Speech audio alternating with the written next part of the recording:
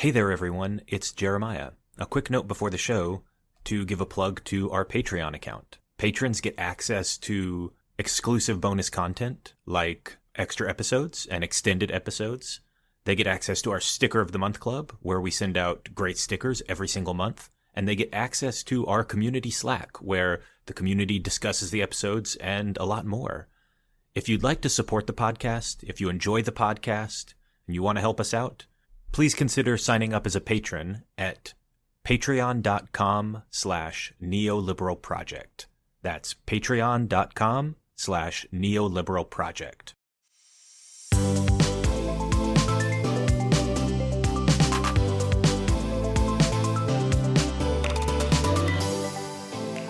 Welcome, everyone, to another episode of the Neoliberal Podcast, part of the Progressive Policy Institute. I'm your host, Jeremiah Johnson, and this week's episode is a books episode. We're going to be reviewing the best books of 2021 read by myself or featured here on the Neoliberal Podcast.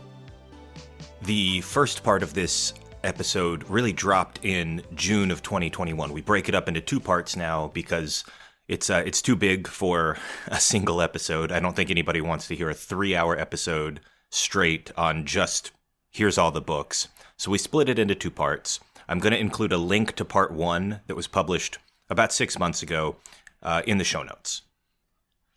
The very first thing we'll do is a quick recap of the books that were covered in the first part of this episode, the one published 6 months ago. We won't spend much time on this because we've talked about all of these books in depth in the other episode, but we'll just do a quick recap of these are some of the ones that, were in 2021. They're on the list. So in no particular order, we have Ministry for the Future, genuinely one of the worst books I've ever read, just an abortion of a book. I cannot disrecommend it enough. Two Arms and a Head, the tale of a man who became disabled and rants very angrily about how terrible it is. How Rights Went Wrong, a book that looks at how Americans conceive of rights and how it leads to issues in modern politics and society. Shards of Honor and Bariyar. These are two books in a classic science fiction saga, kind of an old school adventurer space opera kind of sci-fi. Wretched Refuse, from friend of the podcast, Alex Naurasta. We had an episode on this book about the question of whether immigrants negatively impact a country's culture or institutions or not. The Perfect Run, a web serial fiction about a person who has the power to create save points in his life, like a video game. He can snap back into time where he saved, quote-unquote, his life. Open, which is Johan Norberg's book about how openness has benefited societies throughout history. The Scout Mindset, which is Julia Galef's book on how to think more rationally. Malignant and The Price We Pay, two books on healthcare, one that focuses on how we approve too many useless cancer drugs, and the other which focuses on how the structure of the medical industry encourages overuse, scams, and misaligned incentives. Solutions and Other Problems, a book from cartoonist Ali Brosh about her depression and her life struggles, which is actually very, very funny.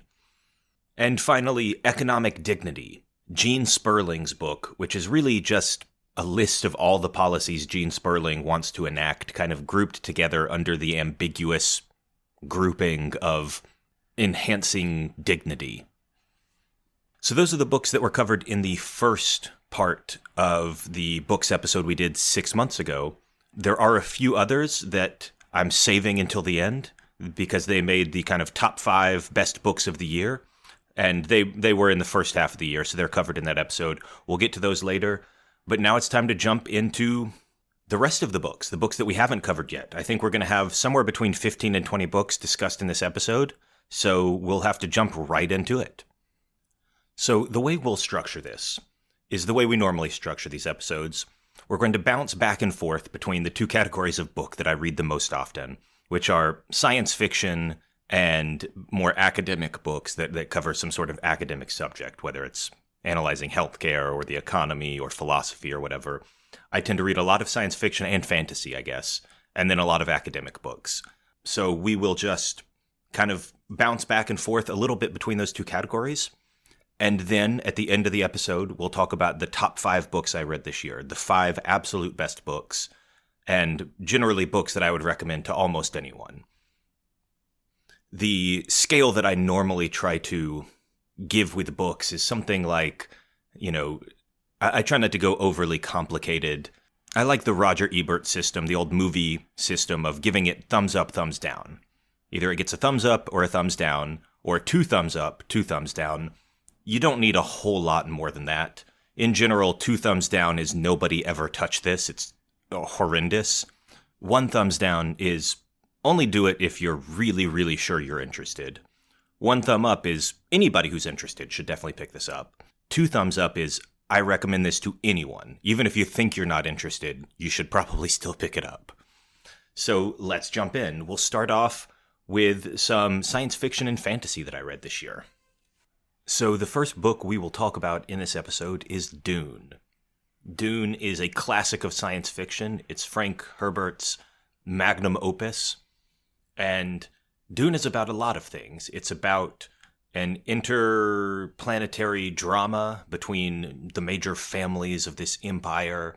It's about political power. It's about the meaning of power.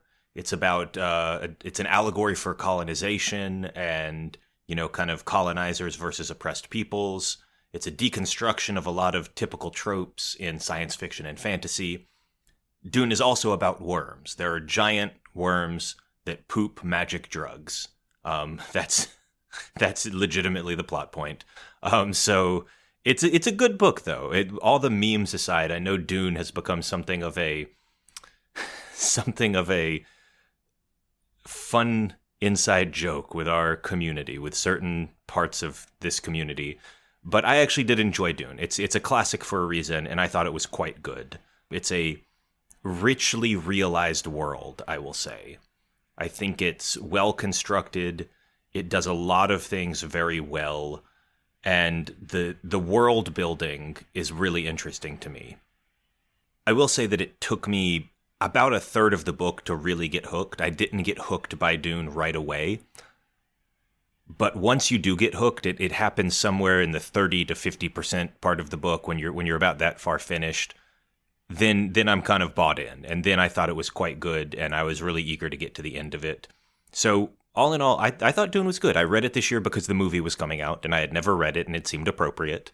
And I enjoyed it. So I would give 1 thumbs up to Dune. Good book. If you're a science fiction fan and it's never crossed your desk, definitely check it out.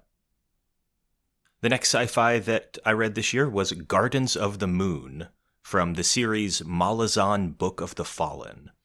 Now, the Malazan Book of the Fallen is another one of these very famous, very prestigious, kind of well-known fantasy epics. It's kind of a staple of the genre, supposedly. It's got 10 books, and I decided I was going to jump into it this year. Why not? Just give it a shot. Unfortunately, the first book, Gardens of the Moon, just didn't hook me. I couldn't get into it the way that I had hoped I would be able to get into it.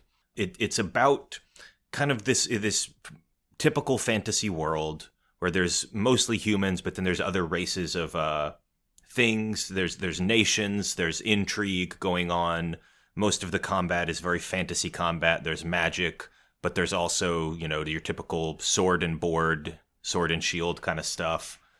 I will say one of the things that I think is a negative of the book is that it is enormous as a book. It's a huge, long book. It's dense and it takes a long time to get through.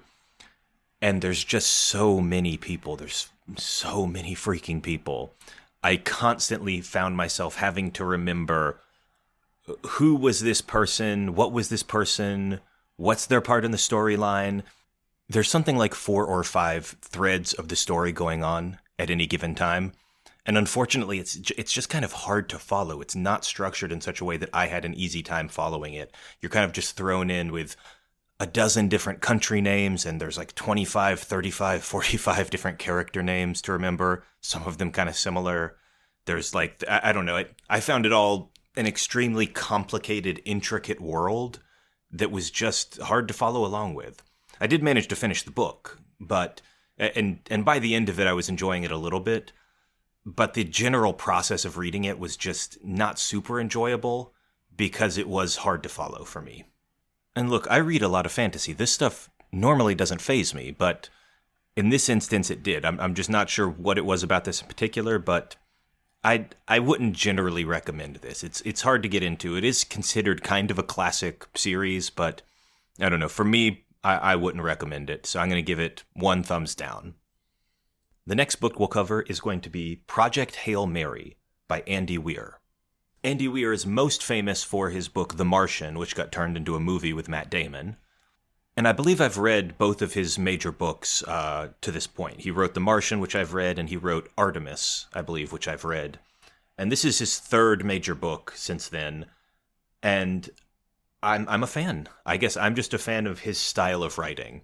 Andy Weir is mostly known for what you'd call hard science fiction that attempts as much as possible to be grounded in the reality of scientific facts. So it's not science fiction like Star Wars, where, there's light speed jumps and blasters and, lightsabers and the Force and things like that. It's much more, like if you've seen the movie The Martian, it's very, very grounded in trying to be very realistic about how they got people to Mars, the dynamics of having to fly a spaceship there and having to build a little pod to live in on Mars and blah, blah, blah.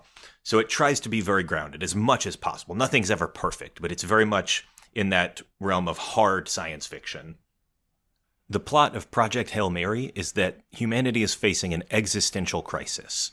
Something is going on with the sun which could wipe out all of humanity, and nobody's sure why the sun is suddenly acting strangely. And so they figure out that something similar might be happening in a nearby star system, and they send a mission to the star system of just a couple people. And basically the whole book is about this ship that's been sent to another star system to try to figure out what the heck is going on. It's a Hail Mary. It is either this group of people figures out the answer to what is going on with all of the stuff that's happening to the sun. Why is the sun doing what it's doing? And if they don't figure it out, all of humanity will die. And it's a very, very interesting thing. Again, it's as hard as it can be. There's obviously some fudging. It's science fiction, not real science, but it tries to include as much real science as you can. To me, that's attractive. I love books that try to do that. Andy Weir has kind of a very matter-of-fact way of writing, where he kind of relentlessly drives the plot along. His protagonists are incredible problem solvers. They're a little Mary Sue, if you know what that means. They're a little bit unrealistic in how adept they are at tackling everything. But honestly, the situations are typically pretty interesting situations. How would you engineer your way out of this problem? How would you deduct your way out of this? You could argue there's a little Sherlock Holmes-y kind of quality to it, but grounded in reality. And I like it. I like that style of book. I liked The Martian a lot. I liked Artemis reasonably well. It wasn't as good as The Martian. And I like Project Hail Mary. I would recommend it to anybody who likes that style of hard science fiction. We'll do one more fantasy book before we jump into the academic books. And this one is going to be How to Rule an Empire and Get Away with It. The title, as you may be able to tell, is a little bit tongue-in-cheek. This is by K.J. Parker, who is the same author that wrote a book we've previously talked about, 16 Ways to Defend a Walled City. Now, if you remember that episode, I absolutely loved 16 Ways to Defend a Walled City. If Project Hail Mary and The Martian are in the tradition of hard science fiction, this is what I'd call hard fantasy. It tries as hard as possible within a fantasy setting, within the setting of medieval times, and maybe there's some orcs and stuff, I don't know. But within that setting, it tries to be very realistic about, okay, you've got this medieval city, you've got a fantasy city. What are the walls like? You know, if you're going to have people shooting, doing battle, how are they building their arrows? Where are they getting 100,000 arrows from? Who actually built that?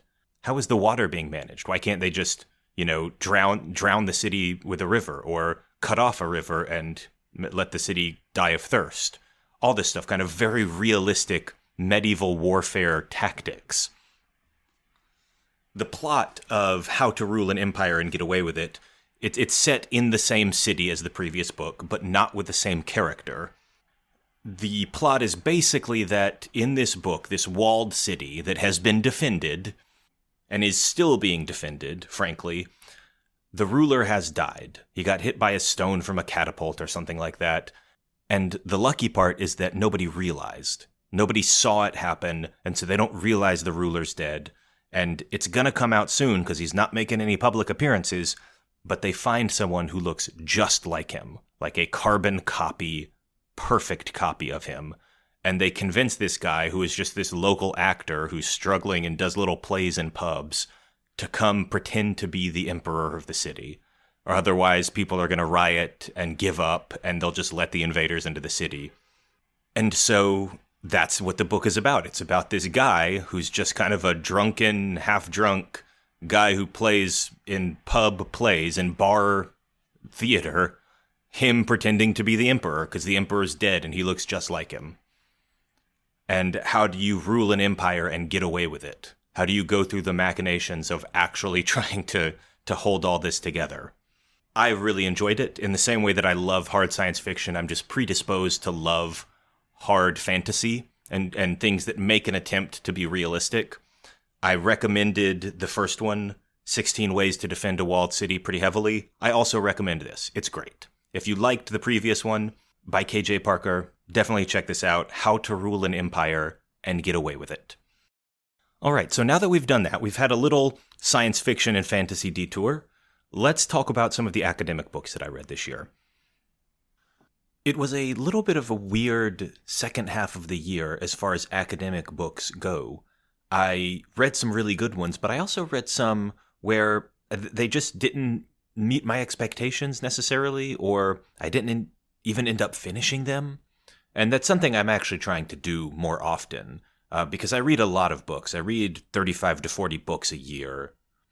And I'm trying to get better at, if I get stuck on a book and I'm just not enjoying it, and I don't like it, I'm okay now giving up. I used to have this attitude of never give up on a book, always finish a book. But I realized it was just leading to me reading one book very slowly when I could just drop it, start something else I'd enjoy. And so I'm trying to do that more often. So the first couple books I'm going to talk about in the academic book section are books that I did not finish. That, maybe I enjoyed them a little bit, but I never got around to finishing them. The first is going to be The Future and Its Enemies by Virginia Pastrell. Virginia Pastrell also had a book mentioned in last year's episode, which was The Fabric of Civilization. And The Fabric of Civilization I really liked. Genuinely great book. Definitely recommend that to anybody who's interested in economic growth or history or fabrics and design. The Future and Its Enemies is a more philosophical book about policy and government and all those things. Its subtitle is The Growing Conflict Over Creativity, Enterprise, and Progress. Pastrell is somewhat of a libertarian. She's not a strictly ideological libertarian, I don't believe, in that she's not a rabid libertarian, but she is pretty libertarian. And this book was set in 1998 in kind of the post-Cold War world, and it's about a battle that she saw brewing between what she calls dynamism and stasism, you could call it, or statism. I will say not statism, because libertarians do complain about statism, but stasism as in stasis. So kind of dynamism versus being in stasis, not having any change. The view of dynamism is that you should have constant change, creativity, and exploration, and always building new things, always trying new things. Stasis is where you control things. Progress is controlled, it's planned, it's cautious. Virginia Pastrell obviously endorses the first view. She's very pro-dynamism. And it's a book about how society is shaping up between two forces, not necessarily left and right politically, but dynamic and stasis. I thought it was an okay book. It makes some salient points. It has some good stuff, but I do feel like it's a little bit outdated, like it doesn't translate directly very well into 2022, or at least it didn't for me.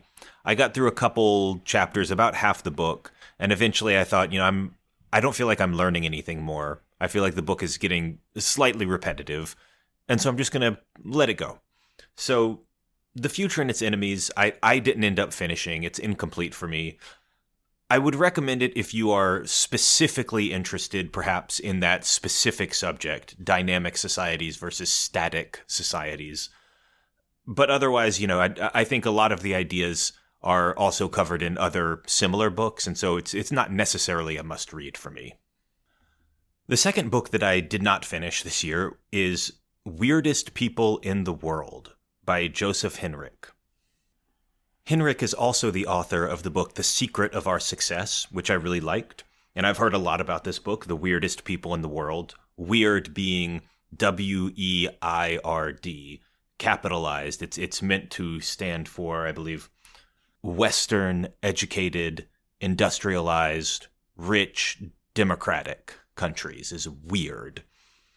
And so I was excited to read this. I think it's got an interesting premise that essentially weird countries, these Western, rich, democratic, educated countries, are very different from the rest of the world. And if you're a member of this class, most people listening are in some way like this, that you're this fairly educated person, you probably live in the Western world or at least familiar with Western culture and customs. And the point of the book is that the assumptions we have about the world and the way society should be are not the default assumptions. Most societies do not share our values. Whether you think about Middle Eastern societies, Asian societies, Indian and the Indian subcontinent societies, African societies, hunter-gatherer societies, we are actually very strange in a lot of dimensions. Human dimensions like extroversion versus introversion, how much value we place on honor, how much value we place on, respect for ancestors. You can imagine all these different things. We think of it as very strange when other countries are different from us and their value systems and their behaviors are different from us.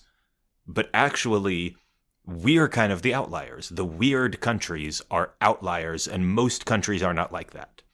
And then, of course, there's a lot of the book builds on that. But, I can't really describe precisely why, but I ended up just kind of dropping this book and not finishing it. And I guess there was a point. I got about halfway through, and it's like a lot of Joseph Henrik's books.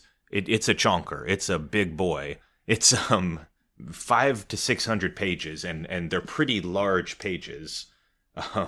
It's not a small book by any means. I got more than halfway through, I think. I'm seeing now from where my bookmark is actually still in the book that I got about 310 pages in to about a 550-page book. I got more than halfway in. And at that point, I don't know, I felt like I had gotten the gist of the book. This is something that happens to me sometimes where I'll get a third of the way through a book or 2/3 or some degree of the way through the book, and I'll realize the book is repeating itself, and I get the gist of what you're saying. Maybe there will be more examples to come, or maybe there will be more illustrations, or you'll branch out the argument, but I feel like I've lost momentum and I'm not learning anything new. And when that happens, I don't know, sometimes I just end up dropping the book if it's not holding my interest. And that happened in this case. I don't think it's a bad book. I would recommend it to people who are interested in that topic and how exactly are Western people weird, both in the real sense of weird and in the stylized sense of W-E-I-R-D with all those descriptions. If that's a fascinating subject for you, then you should pick up this book. I learned from this book. I thought it was interesting in the first half, and I thought there's a lot of interesting anecdotes and stories to illustrate the points. So I do think it's a good book, but I lost momentum at some point. And so I'm going to give kind of a partial recommendation. I don't know if you need to read the whole thing, but it is an interesting book. I think it's a valuable book that I'm glad that I at least read half of. The third book I'm going to include in my slightly disappointing, slightly kind of unsure how I felt about it trio of these books, we're going to do 3 in a row here, is Getting Out of Control by Neil Chilsen. Neil is a great Twitter follow and someone I interact with a pretty good deal on Twitter, and a really interesting thinker. And he wrote a book this year called Getting Out of Control. Now, the subtitle here is Emergent Leadership in a Complex World. And basically, the book is about what Neil calls emergent order. So this one I did finish, by the way. This is a good enough book to finish. But I was a little unsure when I finished it how I felt about it overall, because the book seems like it's doing a couple different things. On the one hand, it's a little bit about leadership. It's kind of aiming to be a leadership book in some instances. It tells a lot of stories about effective leadership. It's also somewhat trying to be a policy book, and it's talking about government policy and how to set that. And there were times where it felt like it was kind of trying to do two things at once rather than doing one thing really well. But the central point of the book is that emergent order is really important. And emergent order would be something like, say, the wave in a crowd. You can imagine two different crowd behaviors. One is a bunch of people in a stadium at a crowd, and they all start doing the wave. There's no actual plan to do the wave. No central authority created that. Just a small group of people tried to start it, and a larger group of people saw them and said, okay, yeah, let's do that. We'll follow along. And before you know it, everybody in the stadium's doing the wave, and it's unplanned, it's unpredictable, it's just an emergent phenomenon. Something like a more ordered phenomenon would be, okay, we've planned that here's a bunch of placards, a bunch of little signs. Everybody's going to hold up a sign at the same time, at the same, coordinated way. And when you look at it from the outside, it'll spell a message across the whole stadium. It'll say, go Bulldogs or go Aggies or something like that. That wouldn't be emergent. That would be centrally coordinated. And Neil's insight here is that emergent order is all around us, and some of the most valuable parts of society, some of the things that are the most innovative and the most important, are really emergent, and you can't try to control them too much. I think that's a really good insight, and it's something that we should recognize. But I also I didn't feel blown away by this book. While I recognize that I agree with most of the points, there's a thing that happens sometimes where I feel like I've just read some of these points before. I guess if you read, 40 books a year and they're all kind of in the same area of the intersection of philosophy and economics and things like that, you do tend to read the same stuff over and over. I've read a bunch of books about immigration, and I kind of don't want to read anymore because at this point I've heard most of the stuff you can say about immigration. I'll just say it would be hard to write an immigration book that would teach me something new at this point, because I've read, 8 to 10 books specifically on immigration in the last few years. And I feel like this happened a little bit with Getting Out of Control. I don't think this was Neil's fault at all, in the sense that he's writing a book. He's got to write the topic that he's passionate about, and it's not his fault if I've already read something similar before. But for that reason, it didn't land 100% with me. But I do think it's a pretty decent book, and I actually agree with most of the policy recommendations, that we really need to have a more dynamic society. It's actually making fairly similar points to the Virginia Pastrell book, and maybe this is why neither one of them landed, because I read them next to each other almost, and it seemed like they were both making similar points, and so I was like, why am I reading two of the same book?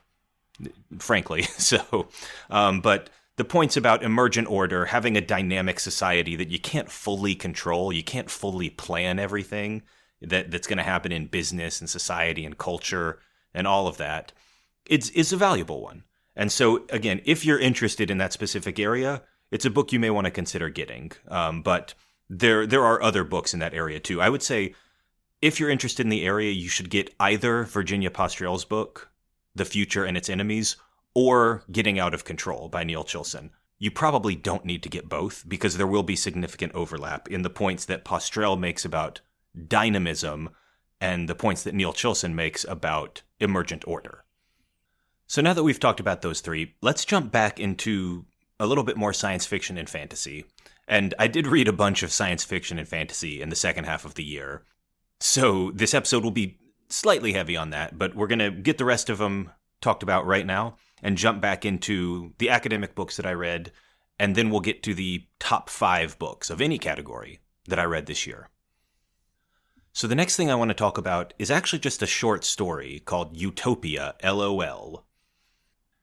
This is a short story that's available online, and I'll actually include the hyperlink to it in the show notes. I won't link most books because I don't want to link 20 different books here, but this one you can find online, and so I will just directly link it. Utopia LOL, it's a short story, so I can't say much about it without giving a lot away, but essentially, the story's plot is that a human wakes up out of, being cryonically frozen or whatever, and it's a million bajillion years in the future, and we're so far in the future that most humans live digitally. They are computer minds or digital minds rather than biological minds, or they are just, their consciousness is uploaded. It's basically about how this person reacts to that, this actual flesh and bones human. And it's a short story. You can read it in 10 to 15 minutes. Heavily recommend it. It's an awesome little short story. Great little example of science fiction. Utopia LOL. Strong recommendation, especially because you can read it very quickly. Really, you should click on the link in the show notes. Go read it. It's great. The next book I want to talk about is a fantasy book called A Court of Thorns and Roses by Sarah J. Maas. I believe this one I just picked up in a bookstore because it had a cool cover. I literally was like, okay, I'm in the fantasy section. This kind of just caught my eye. I read the paragraph on the back. Sure, why not? I was in that kind of mood where I was just like, let me just pick a random book that looks cool and take a risk. And it was a decent book. I ended up enjoying it. I believe it's the first one in a series. And, I don't know if I'm ever going to read the full series, but I did enjoy this one. And I think it's a pretty decent fantasy book. I'll give this kind of a 1 thumbs up kind of review. Basically, it's about, a pretty standard setup. We've got a young heroine, a protagonist. She lives in a fantasy world. She's kind of from a poor family and does what she has to do to survive. And through a series of pitfalls, she ends up joining the court of a prominent fairy, a member of the Fae, the fair folk, however you want to call this. This is a common trope in fantasy novels, that there's the Fae or the fairies who are a separate race who live in these worlds amongst the humans or slightly away from the humans or whatever the case may be. And shenanigans ensue. I won't go through the whole plot, but the writing is pretty decent. The characters are reasonably well fleshed out. I don't think it's anything special. This didn't blow me away, but it was an enjoyable read. It's quick read. It's not going to be super dense. It's not going to take you a month or 2 to get through. You could read this in a weekend. So other than that, not a ton to say about it. A Court of Thorns and Roses, just a decent fantasy read. So the next 2 books I'm going to talk about together, these are part of a science fiction space opera series called the Wayfarer series. And the first book is The Long Way to a Small Angry Planet. This is by Becky Chambers. The second book is A Closed and Common Orbit, also by Becky Chambers. I believe this was another one of those purchases where I just picked something up in a bookstore. I was browsing without a whole lot of intention or direction, saw a book that had a fun title and a fun cover, and just said, okay, I'm going to take a chance. I probably do that 1 or 2 or 3 times a year, just take a chance on a random book like that. This one I really do like. The Long Way to a Small Angry Planet is the first book in a 4 or 5 book series, I think. It's called the Wayfarer series after the ship is the ship that they're going around space in is called the Wayfarer. And this one I probably am going to end up finishing the series. I loved the first book, read the second book, genuinely liked the second book too. I'm probably going to end up ordering and reading all of it. I think I've actually already ordered book 3, which is Record of a Spaceborne Few. The interesting thing about it is that it doesn't follow the same characters in every book. It's like related, but not exactly the same. Book 1 is about a ship that tears holes in space. Like, they figured out a way to do interstellar travel faster than light. It involves basically tearing wormholes in space, and there's a specialized ship that goes around and they actually tear the wormholes. It's got a crew of, a couple humans, a whole motley assortment of alien races, and you kind of learn a little bit about the universe that we're in. The world building is pretty cool. There's all these different alien races that are very different from each other. There's a lot about how actually culturally you have to figure out how to fit with, the big slug alien and the insectoid alien and the weird thing that we wouldn't even have a word to describe, and the humans, and culturally, how do they all fit together? How have they learned to get along and be part of the same crew? And that's actually very interesting. It's well built. Those interpersonal relationships between various aliens and humans is really well built, and some of them are quite alien. The second book only keeps one or two characters that you meet in the first book, and none of the real main characters. It takes a couple of the ancillary characters and builds a whole new story around them about their place in this universe, but still quite good. And so this would be a pretty strong recommendation for anyone who likes that kind of space opera, sprawling galaxy style of science fiction. These are real good. These are real good, and they're quick reads. That's something I honestly appreciate in a book, when you can read it over a weekend or you can read it in a week. Even if you're not dedicated to reading it, you could probably finish this in a week. So I really enjoyed these. This is, I mentioned with A Court of Thorns and Roses, it's the first in a series that I probably won't finish the series. I probably won't dedicate myself to it, but I did enjoy it. With this one, with the Wayfarer series, I probably am going to finish it. I highly enjoyed this. So the two books that I read were The Long Way to a Small Angry Planet and A Closed and Common Orbit, both by Becky Chambers. Highly enjoyed them. And then finally, I want to mention two web serials that I've read this year. If you've listened to these books podcasts before, you'll know that in the last few years, I've really gotten into web serials that honestly I believe are underappreciated as a form of fiction, especially if you're into science fiction and fantasy and kind of constructed worlds. Look, I'll be very honest, there's a lot of genuinely terrible, just utter trash web fiction out there. There's a lot of it. But there's also some gems. There's some gems that are really, really quite good. So the first one I want to mention is Mother of Learning. The central premise of this, it's a fantasy setting. The main character is kind of a wizard going to wizard school, and is a pretty boring person. You could say, I don't want to compare it to Harry Potter necessarily, because everything with wizards gets compared to Harry Potter. This is not really like Harry Potter in almost any way. But the real hook here is that the main character is trapped in a month-long time loop. In the very first chapter of the story, they go from their home to the Wizard Academy. They spend a month learning. It's kind of, you get to know the character a little bit. He's just kind of a standard guy. He's got some talent, but he's pretty standard. There's nothing special about him. And then some crazy thing happens. A battle erupts and something unexpected happens. And when he dies in this battle, he wakes up back at home and realizes that he hasn't gone to the academy yet, and it's a month in the past. And so he goes through the whole thing again. He goes through the same month of Wizard Academy, the same classes. Everything basically happens the same way, and he tries not to die at the end, but he dies again in this battle and wakes up again. And then he keeps going through this month, looping, and sometimes he dies early. He goes and gets himself killed, and he wakes up again. And it just happens over and over. And it's the story of him trying to figure out, why is this happening? Because he's a wizard. He has some magical training, but he doesn't know anything about this. So over all these time loops, he builds his knowledge. And it's the story of trying to figure out what the hell is going on here. I think it's pretty well written, and it was a good enough story that it hooked me, and I read it all the way through. It's quite long, but I don't think it's as long as Worm or Practical Guide to Evil, for instance, which are two web serials that I've mentioned here on the podcast before. It's longer than something like Unsong, but overall, I liked Mother of Learning, and I would recommend it to people who like reading web serials and who like fantasy magical settings. The other web serial I want to mention just very quickly is one called Zombie Night. This one is honestly one that I've just started in the last month. It's quite long, and I am not even a fraction of the way through it yet. But as far as like the first 5% of it, I'm enjoying.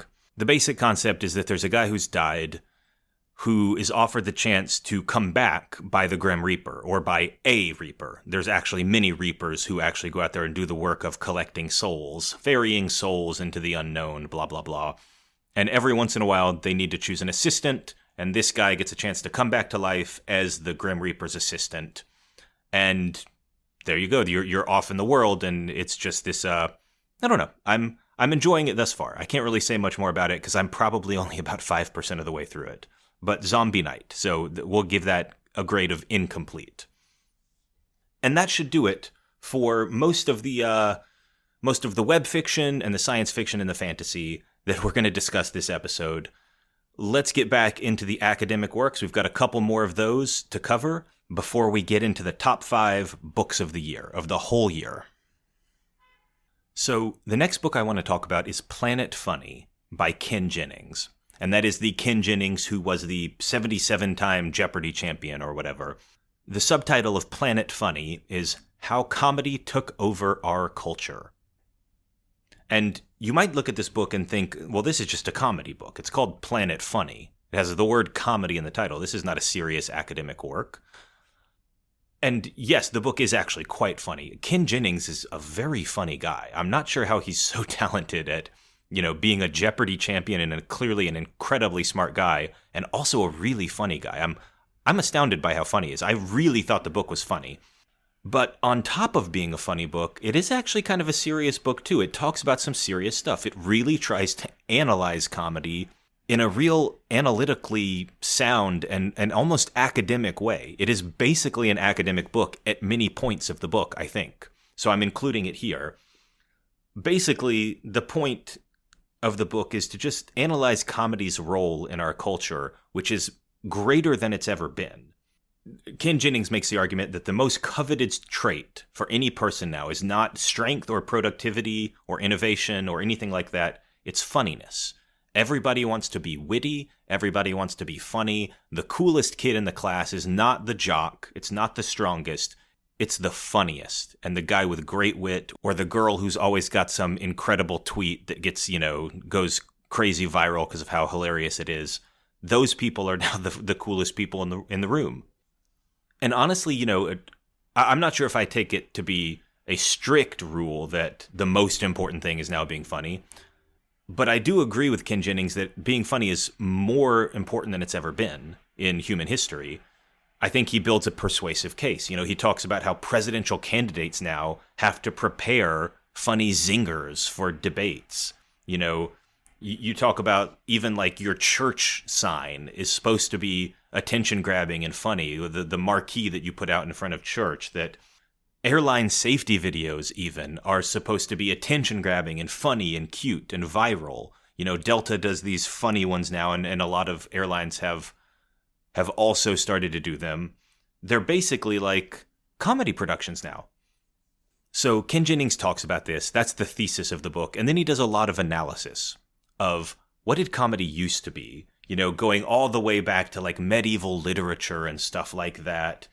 Chaucer, what was considered funny, and Shakespeare, what was considered funny. And then the more modern stuff, what was funny in the late 1800s, early 1900s, the early TV and movies, what was considered funny with Buster Keaton and Charlie Chaplin, what was funny with the Three Stooges and I Love Lucy, and how did comedy change over time?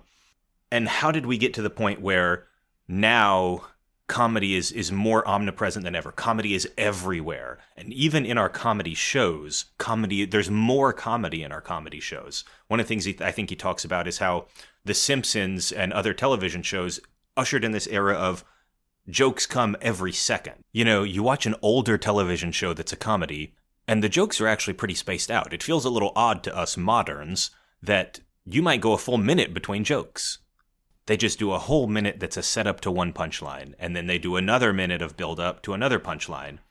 You watch something like 30 Rock now, and there's literally a joke, or a gag, or a reference, or a little sly thing in the background, just bang, bang, bang, bang. You can actually chart this, and the jokes per minute are getting more and more and more and more in modern comedy, and there's this upward trend where just everything is a joke. Quick, quick, quick, quick, quick. And so I really enjoyed this book. I really enjoyed Planet Funny. Ken Jennings is a genuinely funny guy. The book is funny. And I actually learned things about the nature of comedy, the nature of how you structure jokes and how jokes used to be built and how modern humor is. And how people build things with punchlines versus simple ironic situations, how comedy is constructed. All of that was very interesting to me. So I'd give this a pretty strong recommendation, Planet Funny by Ken Jennings.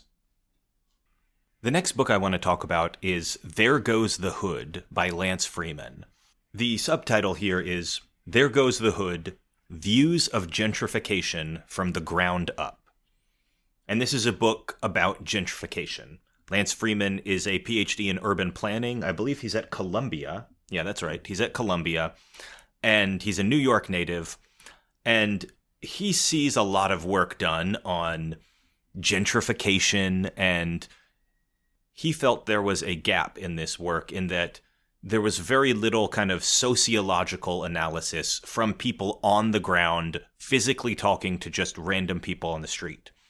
Certainly we know what anti-gentrification activists have to say. We know what economists have to say. We know academic research that's being done with statistics and charts and stuff. But if you just go talk to people, what do they say? The book was published in 2006, and back then I really do think there was a gap, kind of a need for this kind of book. And the book is pretty nuanced. It is not a pro-gentrification book, and it is not an anti-gentrification book. It just tries to represent the views of people on the ground who live in these neighborhoods, and the people themselves are not pro or against. They have ambivalent views or conflicted views. There are parts of it that they like and parts that they don't. So Lance Freeman basically walked around and interviewed people on the street in two neighborhoods, in Clinton Hill, in Brooklyn, New York, and in Harlem, obviously a very famous neighborhood in New York. These are both majority African-American neighborhoods that he had identified as gentrifying. And he just talked to people on the street. What do you think about what's going on in the neighborhood? How do you feel about it? And got their unfiltered reactions. He didn't approach them as an academic doing a study. He approached them as just a man, And the book is quite interesting. I really like its approach and how it handled that. We actually had Dr. Freeman on the podcast to discuss this. This was a Patreon-only episode, so if you feel like you missed it, it may be because you are not a Patreon supporter, and we always encourage you to support the Patreon. We'll include a link to that in the show notes if you want to hear that episode with Lance Freeman. But, I enjoyed the book enough to invite him on because gentrification is something I want to know about. I'm a big advocate for building housing, and if there's going to be negative side effects to that, if gentrification is really something we should be concerned about, or parts of gentrification are something we should be concerned about, then I want to know. I want to know the truth. And we talked about that. Does new housing always mean gentrification, or does it not necessarily mean that? If there is gentrification, what are the good parts? What are the bad parts? Many people identified good parts of gentrification, like the services have improved. The buses are cleaner. They're running more regularly. Police respond to things now. The streets are cleaner. There's more shops. We got a brand new grocery store. We didn't even have a grocery store before. Blah, blah, blah. There's a lot of nice things about it. But then there's other things that they didn't like. Maybe rent has gone up. And that's a double-edged sword, too, because the people who owned property, there were plenty of small property owners in these neighborhoods, and they liked seeing the value of their property go up, but the people who are renting obviously don't enjoy seeing the rents go up. They also talked about how the new people, maybe moving in don't seem to fit culturally, and that causes clashes between new members of the community and old members of the community, and there's just a vague feeling of being pushed out sometimes. And so there are some negative sides too. But in general, if gentrification is something that you are interested in, There Goes the Hood is a really good work, and I would recommend it. And with that wrapped up, we are on to the top 5 books of the year. Now, 2 of these featured, 2, maybe 3, featured in the first half of the year, and they were books that I read in the first half of the year, so they were in a previous episode. Some of them are brand new and I have not discussed before. But let's jump right into it. What are the top 5 books of the year that I would recommend to almost anyone? Number 5 is going to be Etymologicon by Mark Forsythe. Now, Etymologicon is kind of a mouthful, but basically it's etymology-icon, the same way you would say Cryptonomicon or whatever. This is a book about etymology called the Etymologicon. And etymology, of course, is the study of words and the history of words and where does a word come from. This word comes from the Latin root this, which means blah, blah, blah. I will just say that personally, I am a sucker for a good etymology story. I love learning the etymology of words. I love it when a word has an interesting backstory and I learn some cool fact about it. I just eat that stuff up. So, of course, I was going to love this book. The book is just a non-stop list of like really, really cool stuff about where words come from. I just kind of opened the book to a random point. And like, here's an example of the kind of thing you learn in this book. Did you know that the Italian word ciao, hello, actually means that you are a slave? Kind of crazy, right? How does that happen? Well, the word slave comes from the word Slav. This is like the Slavic peoples. And it's pretty obvious in English that the words slave and Slav look like each other, but this is true for most Western languages. Dutch has Slav, Germans get Sklav, Spanish get Esclavo, and the Italians here got Schiavo. Now, medieval Italians were terribly serious fellows, it says, and they would wander around solemnly declaring to each other, I am your slave. It is almost a formal kind of address that they did. I'm your slave, how you doing? It's kind of like in an English letter when you would sign your letter, your most obedient servant. And Ben Franklin was not declaring that he was actually Thomas Jefferson's servant when he wrote him a letter, but it was just a formal way to sign a letter to say, blah, blah, blah, here's the things I have to tell you, your most obedient servant, Benjamin Franklin. Similarly, you can imagine the Italians saying, I am your slave, blah, blah, blah. However, being medieval Italians, they didn't say, I am your slave. What they said was, sono vostro schiavo. And eventually, that just got shortened and lazified to schiavo. And in the north of Italy, they were even lazier, and they shortened schiavo to ciao. Ciao. And so the Italian word ciao, all these years later, is actually a declaration that you are someone's slave. Kind of etymologically. And the book is just absolutely filled with things like that. It is so fascinating to me to learn the history of words like that. I am just so thrilled by it that it's my little thing, and I think it's fantastic. If you have any interest in etymology, I would recommend picking up the Etymologicon. Even if you don't, even if you just like linguistics or words in general, even if you just like to read good writing, this book is very well written. It's humorous. It's quick-paced. It's captivating. I think the author writes very well and writes funny and keeps you interested in this kind of rolling story of different words, which transitions into the story of a new word, which transitions into the next thing, and, blah, blah, blah. So, heavily recommend the Etymologicon. For me, it's 2 thumbs up. Just an outstanding book. The number 4 book this year is The Ancestor's Tale by Richard Dawkins. Now, yes, this is the same Richard Dawkins who is famous for being the very prominent public atheist who likes to dunk on religion and stuff. But what you may not know about prominent atheist Richard Dawkins is that before he was prominent atheist Richard Dawkins, he's actually one of the preeminent evolutionary biologists in the world. And he's written several books on biology and evolution. And in fact, he invented the word meme a long time ago, and not in reference to internet jokes, but in reference to an idea that propagates itself. So the book The Ancestor's Tale is not a book about religion. It is a book about the story of evolution, is what I would call it. He models the book and kind of structures it in the same way as the Canterbury Tale. So if you've read the Canterbury Tale, you know that it's a bunch of individual stories. It's a bunch of individuals telling their story. There's the knight's tale, the cook's tale, the wife of Bath's tale, the friar's tale, the merchant's tale, etc. And they're all going to Canterbury in a group, and so they all tell their tales. And this is structured like that, but it's a bunch of animals who are all headed to the beginning of life. Life evolved on this planet from an ancestor, a single ancestor from which sprang all animals, plants, bacteria, etc.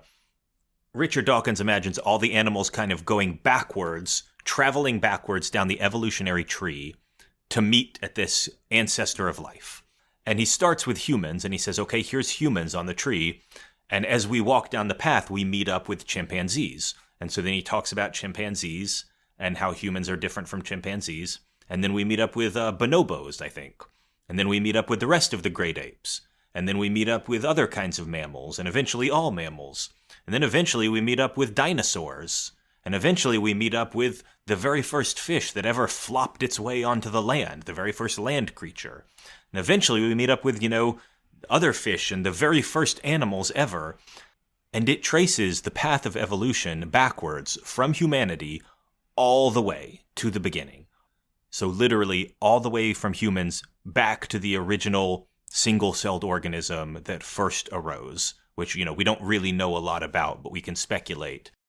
And to me, it's kind of a tour de force of evolution and biology. It will teach you a ton of stuff about genetics. It will teach you a ton of stuff about the natural world, about how evolution works, about humanity, about other animal species.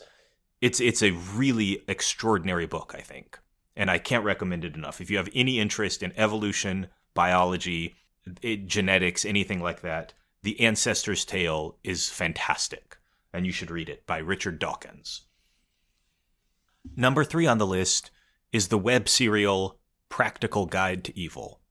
Now, I believe I've mentioned this in previous books episodes. This is an ongoing web serial. It is still being published. Every Tuesday and every Friday, a new chapter comes out. It is almost done. It is planned to be finished, I think the plan is for the author to finish by the midpoint of 2022. But it is an absolutely phenomenal web serial. It honestly may be my favorite web serial that I've ever read, and it probably is one of my favorite science fiction or fantasy series that I've ever read, including the classics, Asimov, Frank Herbert, all the Star Wars books that I've read, the Hobbit. This is up there, and that's like such a tall thing to say, but genuinely, I think this is an utterly fantastic set of books or web serials or whatever you want to call them. Because I've talked about it before, I won't go too into depth, but the basic story of Practical Guide to Evil is that it's in a fantasy setting. There's a bunch of nations on this continent. Most of them are human, but there's also orcs and goblins and giants and a few other things, as you would expect in a fantasy setting. Some of the countries are at war with each other, and there's knights and wizards and princesses in towers and all that kind of stuff. Evil people, good people. But in this world, there's a concept of having a name, a capital N name. And the best way I can explain this is with one of the characters called the Lone Swordsman. This is somebody you meet in the first book of 7. Think about what you know just from watching television or reading books. If you see in a movie or in a television scene that there's a caravan of 20 soldiers and they're protecting this thing and they're walking down a road, protecting it as it goes on its way, and one figure with a cape stands in the middle of the road and says, "You can go no further." And the 20 soldiers are like, there's 20 of us. There's one of you. Get out of the way. And the person just stands there and says, "Make me." What's going to happen? You've watched movies. This is not a trick question. You've watched a movie. You know what's going to happen because it's the movie. In our world, in the physical world, 20 people kill one person. But in movie logic, one person will defeat the 20. You know that's what's happening because that's how a story goes. The one person is going to effortlessly destroy all 20 of them. So that is what the Lone Swordsman is. There's a guy, a one single person who did that in this world and realized that's how the story would work. And he did it, and he became the Lone Swordsman. And now he's like literally empowered by that. There is a single Black Knight, capital B, capital K, Black Knight, who is kind of the killer of heroes. He's an evil character whose mission it is to kind of lead the armies of the evil empire and kill heroes. And the whole point is that this world respects story conventions. Story conventions are like physical laws, like the law of gravity is as real as the law of story in this world.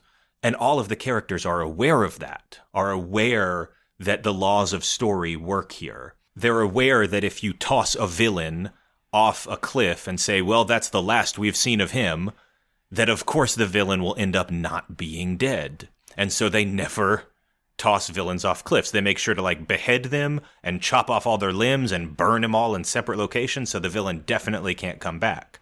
Tossing someone off a cliff is as good as saving their life in this universe. Because think about it, when someone gets tossed off a cliff, hero or villain, what's going to happen? They're obviously going to come back. You saw Black Panther, I saw Black Panther, that's what happens. Gandalf dropped down a gorge and came back. The law of stories works here. And so it leads to really interesting situations where the characters are aware of this. And, there's a group of 5 people, and they're fighting another 5 people, and they start to realize we are dominating them.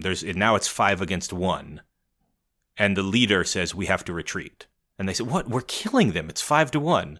Yeah, they're the heroes they're heroes representing a good nation, and we've backed them into a corner and they're facing impossible odds. We have to retreat or he will kill us all, because that's what happens in a story. So the writing is fantastic. The character development is fantastic. The world building is fantastic. The only knock on it is that he publishes so frantically and so fast. He publishes 2 chapters a day that he never goes back and fixes typos. So there's a significant amount of typos. But other than that, there are chilling moments in this with incredible characters, incredible lines. I cannot recommend it enough. A practical guide to evil. One of the best fantasy or science fiction things of any format that I've ever read. So now we come to the top 2 books of the year for me. Both of these books were mentioned in the previous episode from June 2021 because I read them in the first half of the year. So you will have heard about them. So I'll kind of go through them somewhat quickly, but they are the top 2 books of the year for me. They're a little bit 1A and 1B. It depends on what you like as to which book would be kind of higher. But the first one I'll talk about is Politics is for Power by Ayton Hirsch. Now, we had Ayton on the podcast. I will try to link that in the show notes if I can. And basically, the book Politics is for Power is about how people miss the point of politics, and that in modern discourse, a lot of what we call politics is really just entertainment. There's a lot of people who, quote unquote, do politics, but what they're doing is consuming politics. When they say, I like politics, they like to watch cable news and watch the political shows, right? Or they like to listen to a politics podcast like you're doing right now. I don't want to stop you from doing that. But, they like to tweet about politics. They put a lot of tweets out there. They put Facebook posts or Instagram graphics. They share those. And Hirsch's point is that that's not really doing politics. That's you consuming politics as entertainment. You are just, in the same way that you would watch a television show with soap opera characters or watch a sports event, you are just consuming politics in that way. If you care about politics, he says, you should be doing politics. You should be organizing. You should be knocking on doors. You should be writing letters to your editor to get published. You should be out there doing something tangible to try to help change the world. The point of politics is to amass power and make change happen. And if you're not doing that, then Hirsch says, frankly, you shouldn't care about politics. Stop consuming politics as entertainment because it's bad for you and it's bad for society. Unless you're going to get off your butt and do something, stop caring. You should be reasonably informed, I guess. You should vote, but genuinely, if you're not going to do anything, thinking about politics for 5 hours a day and not doing anything about it is bad for you. And it's bad for society that people do that. And he talks about why. The whole book is about why this is bad, how we got to this point, and what we should do about it. And his recommendation is more people who care about politics and consume a lot of it should actually act. You need to become activists. You need to become doers rather than consumers. In a very obvious way, this hit me very strong because of what we're doing with the Neoliberal Project. We are trying to activate a group of people who believe in liberalism, who believe in global ideas like immigration and trade, who believe in capitalism, but also a strong welfare state, who believe in, the freedom of speech and the freedom of the great liberal tradition and all that's brought to us. And we're trying to activate these people to actually change politics. I don't want to sit on my butt anymore. I want to change things. And that's what we've done. And we're trying to get all our local chapters, of which we have more than 70 now.